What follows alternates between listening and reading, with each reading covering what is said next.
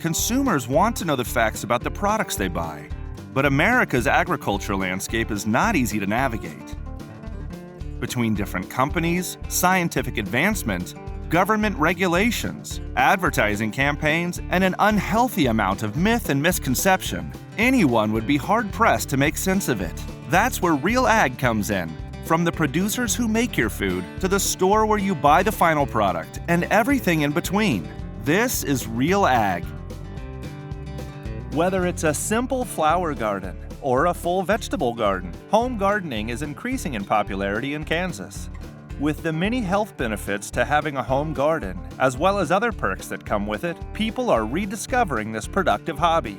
We will discuss home gardening in Kansas on this episode of Real Ag. Production of Real Ag is made possible in part by an underwriting grant from the Kansas Soybean Commission, the Soybean Checkoff, progress powered by farmers. Benefits to your mood, memory, reducing stress, and a sense of empowerment are just a few of the health benefits that one can expect when they have a home or community garden. Other benefits can be the visual appeal and even production of the fruits of your labor if you choose to have a fruit or vegetable garden.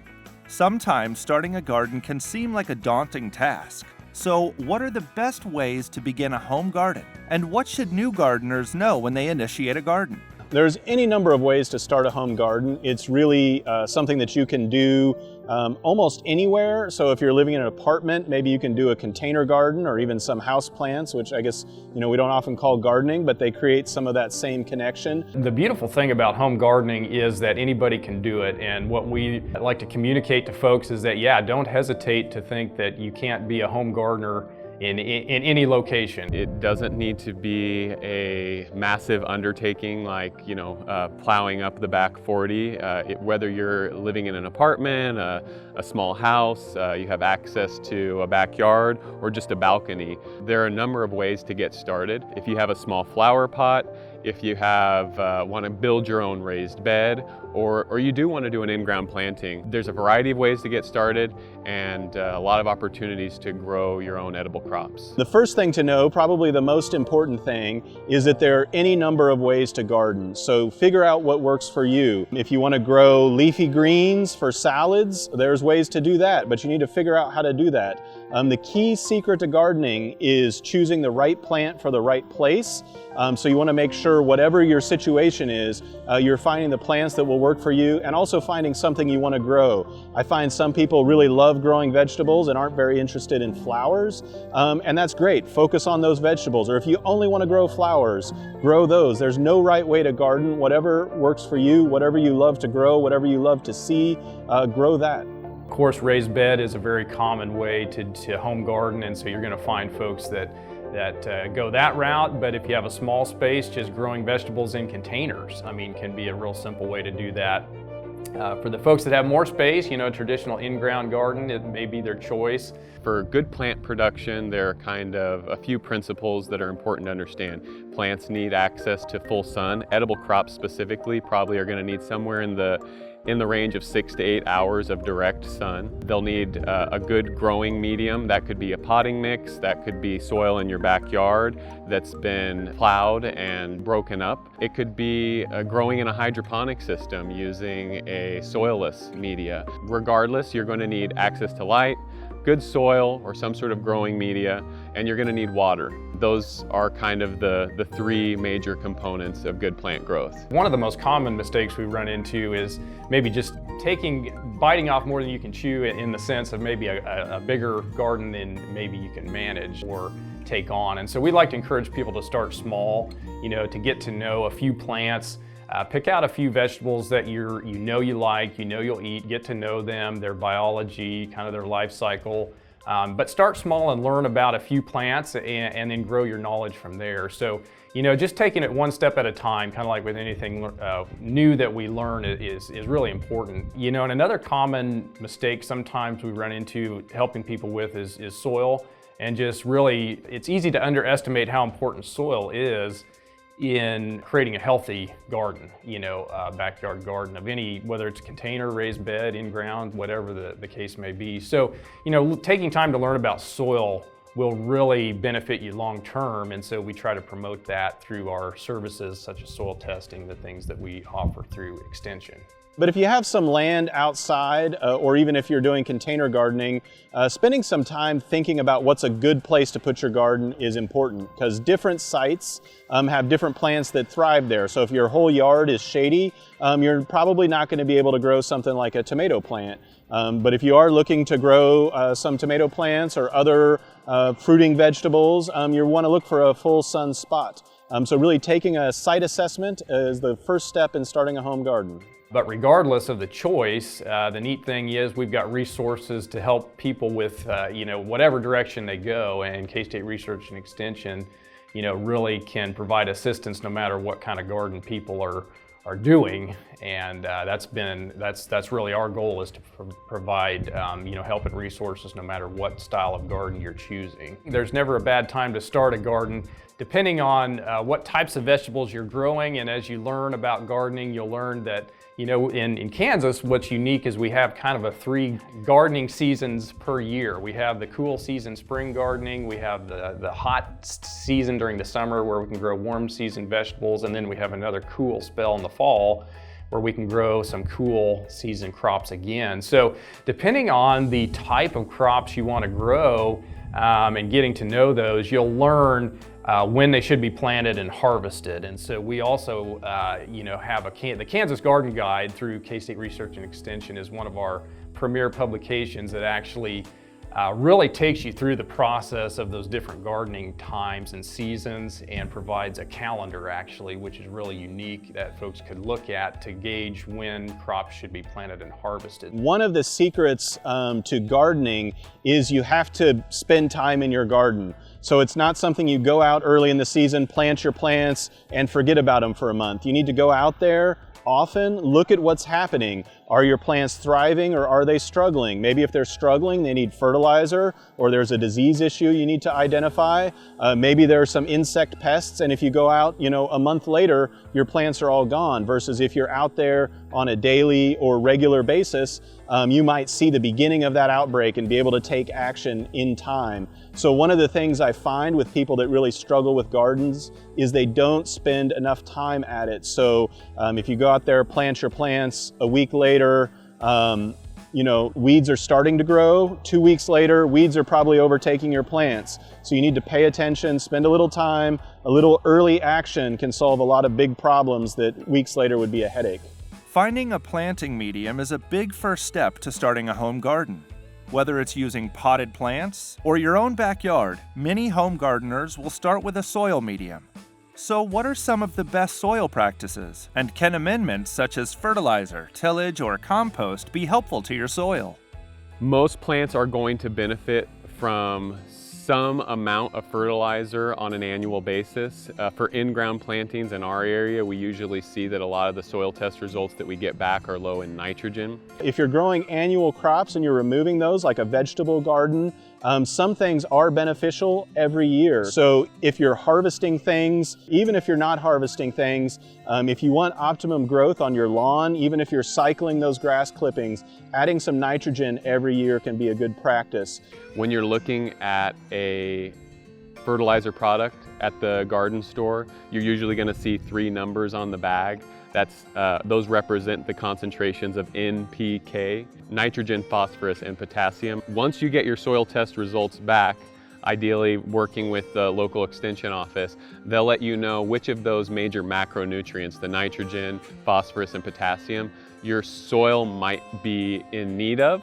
And so you're looking for products that address that need. For fertilizers specifically, you want to add as close to planting as possible so that the plant has the greatest access to those nutrients, and you don't have to worry about them leaching out during the late fall and winter. A lot of people think fertilizer is always necessary.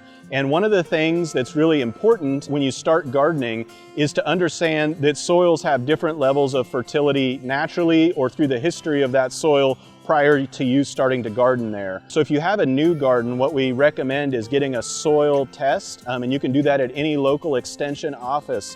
And that will tell you what the existing levels of soil nutrients are. Every soil in Kansas is different, And so, there's no one-size-fits-all approach. And so a lot of times if you can take a soil test and work with your local extension office, you can get some great recommendations just specified for your soil, specifically what you might add to ensure that your crops are going to grow well. And that'll give you an idea of what your soil sort of components you have in your soil and what sort of amendment you might need to be doing. You may need to initially use some sort of mechanized equipment to break up the sod that's already established in your backyard and convert that area into a garden.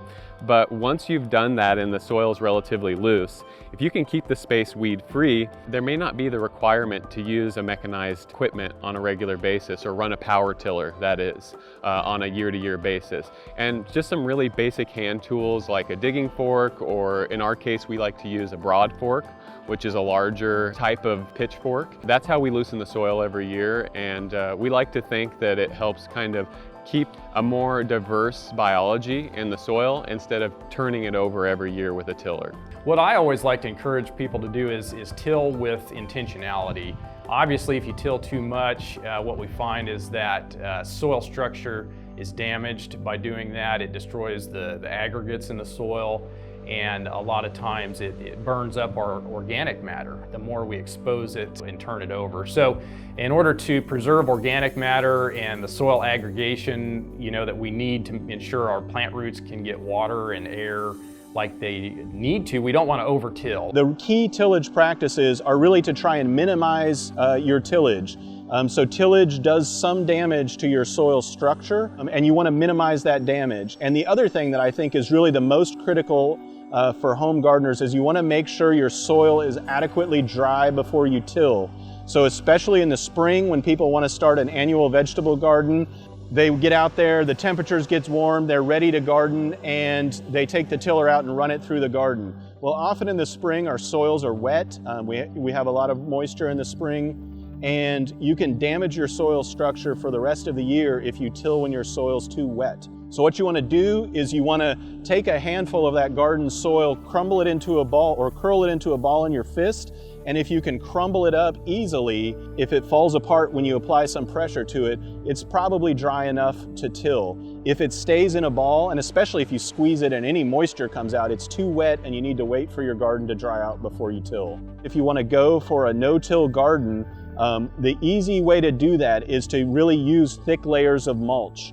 So if you thickly mulch the area you want to garden in the fall, underneath that mulch, all sorts of biological activity is going to break down the plant residue and other things that are on the surface and create a nice friable soil for you to plant into in the spring. So all you have to do in the spring then is rake back or pull back that mulch and you can plant into the ground. A productive garden always really in a lot of ways comes down to those plant roots and are they thriving and growing? Do they have what they need? And when we talk composting, it's a really flexible practice that gardeners and homeowners can do right in their backyard. And it's pretty simple when you learn about it.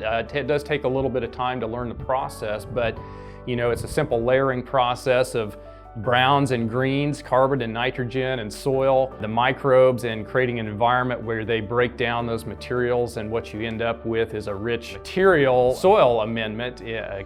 Finished compost is a wonderful amendment that adds organic matter into the soil. And so every fall, as we approach the time where the leaves are falling and we get the free sources of organic matter, right in our backyard, that's a great time to take the chance to learn composting or start a pile or do something that's going to improve your soil over time, and that's the idea behind compost. So we often consider it slightly different than a fertilizer. Most composts do have some levels of nutrients in them, but they provide benefits beyond those levels. And so compost has a lot of what we call organic matter, and particularly stable organic matter. And your soil is a living ecosystem. It's not just a container that holds your plants and nutrients. There's all kinds of biology going on, from earthworms, moles, things we can see, all the way down to little microbes. And so compost, what it does a great job of is feeding that biology and helping that biology work for your garden. So some of those microbes in your soil are actually breaking down nutrients and feeding your plants. And so compost is a great addition. What's interesting is there's a variety of different types of soils. People often know if they have one of the extremes. So if you have a heavy clay soil, or a sandy soil. Those are kind of the opposite extremes of soil quality. And in both of those cases, compost or other organic matter additions are beneficial to your garden. It helps solve the problems caused by those different soils. If you stack old organic matter at the back of your property, over time it will break down and you will have something that looks just like compost. But what happens, that's a cold process. So any weed seeds that were in that pile, any pathogens, bacteria, fungi that are detrimental to your plants that are in that pile are going to still be there. And if you spread that on your garden, you're just going to be reintroducing those weeds or those disease issues. But if you go by a hot process of composting, which is a really specific process that requires management of the carbon and nitrogen inputs into your garden, that will create temperatures inside that compost pile that will sterilize the weed seeds and break down any of those pathogens. So you can spread that on your garden and it will be beneficial rather than reintroducing some problems. So there's really never a bad time to start a compost pile.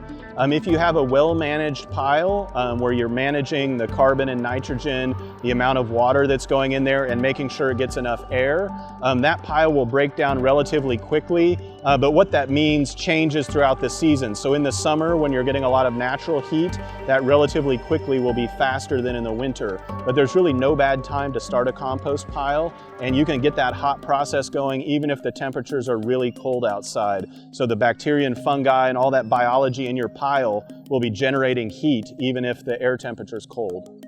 Taking care of the soil you put your plants in can be one of the main ways you can ensure a healthy garden. Another necessity your plants need to grow is water. But how do you know if you've put too little or too much water in the soil? When it comes to watering in a home garden, probably the most common and probably efficient ways that we like to recommend is drip irrigation. Obviously, in a home garden setting, it works really well. And as of the last many years, drip irrigation has become very flexible, and there's a lot of kits available. It's do it yourself. You can learn to install drip irrigation in your backyard, purchase a kit to do that. It takes a little bit of manual labor on your part, but boy, you can put one together, and they're so efficient. They put the water right where the plants need it, so it's neat that you can sort of avoid watering the weeds, put the water right at the root zone of the plants, and then also, avoid wasting water. That's a big concern that we deal with, is trying to use water wisely and avoid wasting water, and drip irrigation tends to be one of the best ways to do that. Of course, there's other methods such as soaker hoses or overhead sprinklers, and those each have advantages and disadvantages as well. So the key thing is you want to make sure the water is where your plants need it. But if you have a little seedling that's just sprouting and doesn't have a root system, you want to make sure that top layer of soil stays reasonably moist. Versus if you have a mature tomato plant that's root system maybe goes down 2 or 3 feet, that top level can dry out, and as long as there's good moisture further down, those plants can continue to thrive. So making sure you put the moisture where the plants need it is really the critical task. And that changes again throughout the plant's life growth, throughout what kinds of plants you're growing. So there isn't really any one right answer. The other thing about watering is it's very dependent on the kind of soil you have in your garden. So if you have sandy soil, water is going to move through that relatively quickly. So you might have to water more often to make sure your plants have an adequate amount of moisture. Versus if you have a clay soil, water doesn't soak in very quickly, but once it soaks in, it stays there for a longer time. So if you have a clay soil, you have to be careful that you don't apply too much water too quickly or you'll get a pond. But if you apply that water slowly and let it soak in, that's going to stay there for a longer term to help your plants continue to grow. So you have to water slowly but less frequently. What we tell folks is that you want about 1 inch of precipitation every week during the growing season. And one good rule of thumb is that for every square foot in the garden, you need about a half a gallon. Another really quick, easy tool that we recommend to folks is just the index finger test. Stick your index finger into the soil. Once you get to your second knuckle, pull it out. If soil is clinging to your finger, you don't need to water, it's moist enough. If your finger comes out dry, that's usually an indicator that it's time to water. It's very important, obviously, to pay close attention to irrigation and making sure you're providing enough water to the plants during the hottest periods of the growing season. Weeds, diseases, and even bugs can be a great problem with new and even experienced gardeners. These problems can be numerous and can often greatly hurt your garden. There are numerous types of diseases, weeds, and even some beneficial bugs that may enter your garden. But how do you identify these weeds from your planted plants?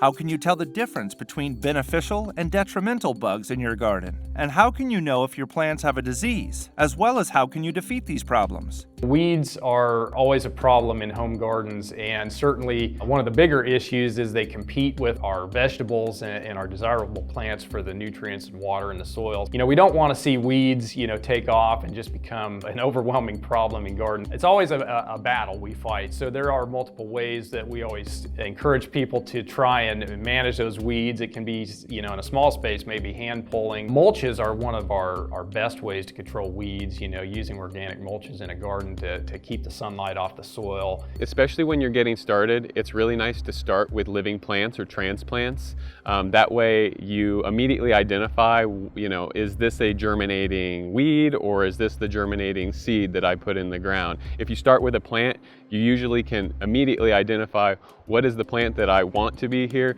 and what's the weed that I want to get rid of. And then it's just about being regular in terms of visiting your planting space and making sure that you're giving that intended plant plenty of space and removing any competition from the planting area.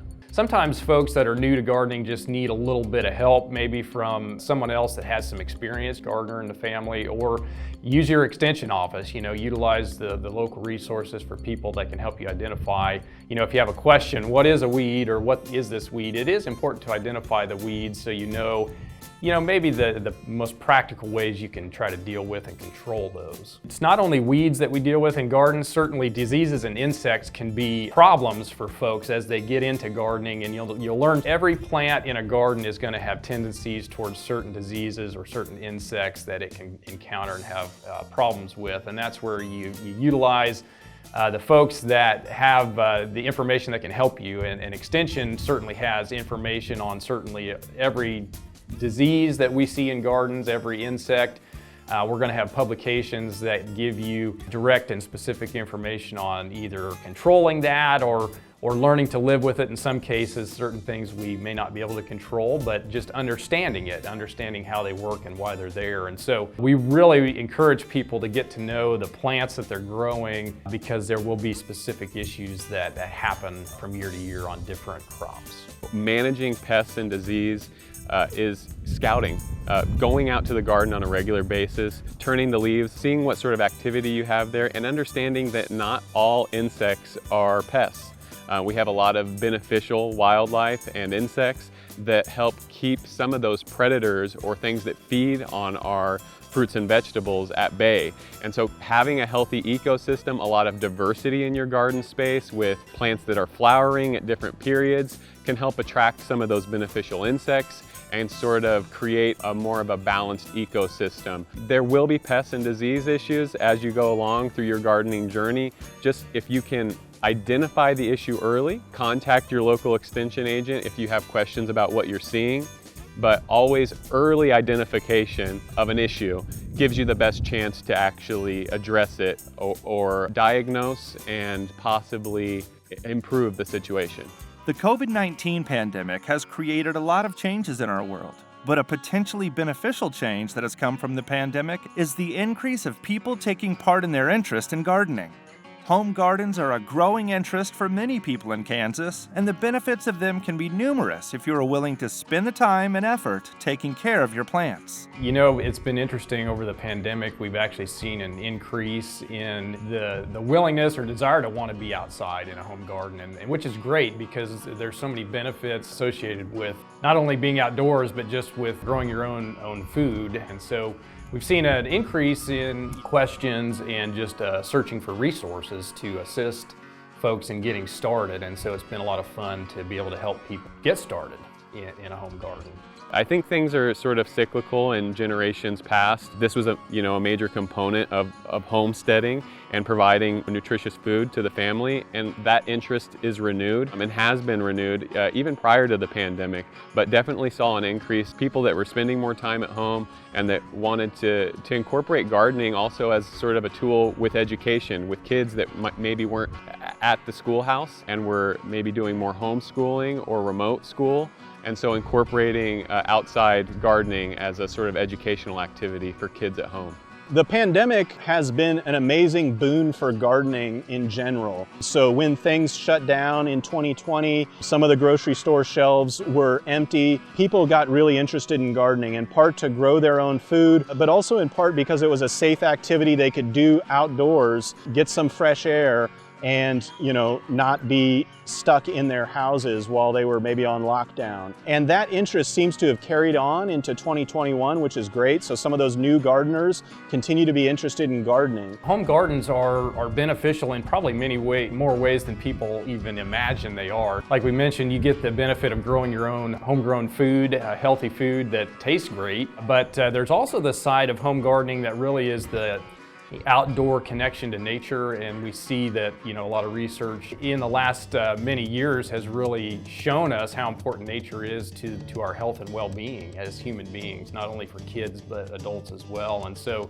it enhances connections with the people around us and our environment when we're outside. There's the physical benefit of the exercise that gardening provides, and then of course makes our lives healthier just with access to that fresh food right from the backyard. There's really too many benefits to even imagine when it comes to home gardening, and we try to help people realize those benefits and take that on in their life. Getting outside is something that's great for everyone. They get a little bit of physical activity, and also they're able, if you're growing fruits and veggies, you can grow some food for yourself.